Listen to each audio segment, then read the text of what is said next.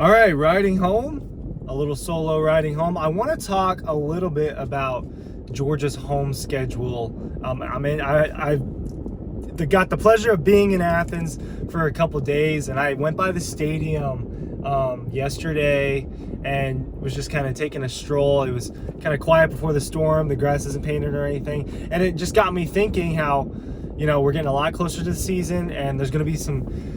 I don't think Georgia's home schedule is as good this year as it was last year. They have a big road stretch this time around. But I want to talk about the games I'm looking forward to that are going to happen in Athens. This is special to me because it'll be my last year as an undergraduate student in the stadium. So I'm looking forward to how special I think it's going to be for me, and how special I think it's going to be for the Georgia Bulldogs, who are contenders to win it again. Don't get it twisted. They're contenders to win it again. Are they going to? Well, yet to be seen.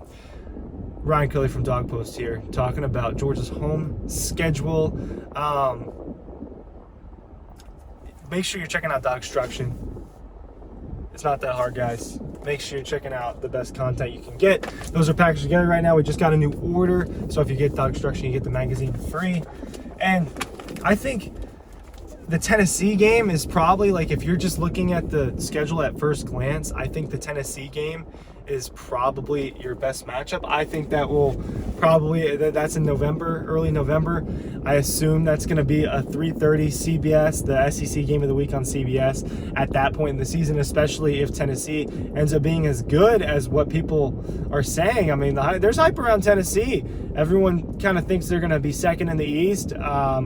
I don't know. I'm not on the hype train as much because I just don't understand how much they really did to get better. I guess another year in the system, and that's acceptable. Josh Heupel, I think a solid coach. I think they're moving in the right direction in Knoxville, but are they going to beat Georgia in Athens? I have a very hard time seeing that. I don't know, man. I think that Sanford Stadium has become one of those places that you don't want to go and play. Okay, it's one of the probably 10 best environments in college football. I think it's up there. I know LSU, even Tennessee itself, Alabama, Auburn, schools like that are up there. Georgia's up there on that list. Sanford Stadium. This Sanford Stadium crowd is a different crowd than it was even just a handful of years ago. You saw what happened in a noon kick against Arkansas. That was a really special thing. What happened there? That the way that it was that loud. It was a night. It was the equivalent of a night game. So the Georgia fans have created a much more hostile environment now than they used to, and I think a lot of it has to do with Kirby Smart and the direction of this program. Obviously, this is a top 2 program in college football right now. So there's a lot of support, and it has made this awesome environment. So do I really see Tennessee coming in and beating Georgia in Athens? No. They might put up a fight, but I can't predict them to win, preseason at least. So the first home game, you get Sanford, you're getting Kent State, kind of the cupcake home games to start off. Vanderbilt will be at home, so that's another cupcake game, so you're going to have 3 of those. Georgia Tech, Auburn, and Tennessee, the trio of rivals, will all be at home. Tech being that last game. Always a fun senior day game. That'll end up being a noon kick, as it always is. The Auburn game, I just don't see that. So really, what I'm getting at here is I don't see anyone putting up a fight in Athens but Tennessee, if anybody. Did anyone really put up a fight in Athens last year? No one did. So Auburn, I mean, where are they going to be? At that point, is it TJ Finley or is it Zach Calzada?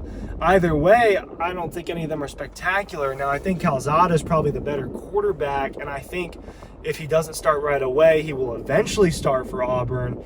But even then, Calzada is credited with some of that win over Alabama last year. But even then, I just don't know if he is this starting quarterback that's going to win you all these big games. I think he's probably the notch below that. So, and then TJ Finley, I think, is too raw. And I see TJ Finley in a light that I see Anthony Richardson. I got to see it to believe it, and I haven't seen it yet. And So Tennessee, in my opinion, is only the only real fight we might have on our hands. But last year, I guess the biggest fight was the Kentucky game at home, and that ended up being about a 17, 18-point win for Georgia. So still a double-digit game. And Georgia still put up 30 points in what their biggest fight was at home. So maybe that's similar. People are very excited about how high-powered Tennessee's offense can be, and people talk about Georgia's defense taking a step down. Yes, I think when you have a generational defense like that and lose that much talent, you're due to take a step back. But what people do not seem to understand is a step back is still a phenomenal defense. This is still going to be one of the 10 best defenses in college football. It could be one of the 5 or 3 best defenses. I think Clemson's defense is really good. I think Alabama's defense is going to be really good. People are excited about NC State's defense.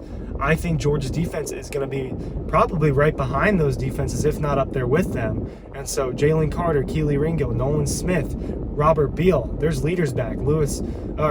Christopher Smith. So there are leaders back on the defense, and there's talent replenishing them. Zion Logue is someone that people talk about a lot this offseason. He's going to come in and replace some guys, and I think he's going to play really well. Jamon Dumas-Johnson, I think I've seen enough of him to know that I think he could be a pretty good linebacker in this league. So that's the real question here is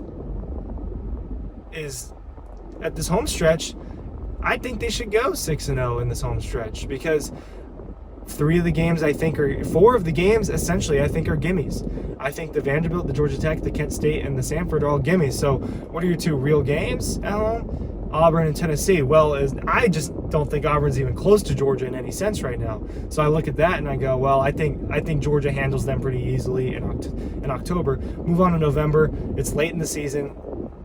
Really, the only fight in Sanford Stadium should be against Tennessee. And I think if I had to call it right now, I would predict a double-digit win for the Dogs in that game. Maybe it's a 10-point game, maybe it's a 17-point game, but I don't think it's going to be super close, because this defense is still going to be very good and the offense is going to be better. I'm telling you guys, this offense is going to be better. This is going to be a special offense. All right, that was the home schedule breakdown. It really ended up just being a Tennessee preview here in July. I'm in Athens. Comment below if you agree with me on the Tennessee game or not, and we'll see you at thesitedawgpost.com.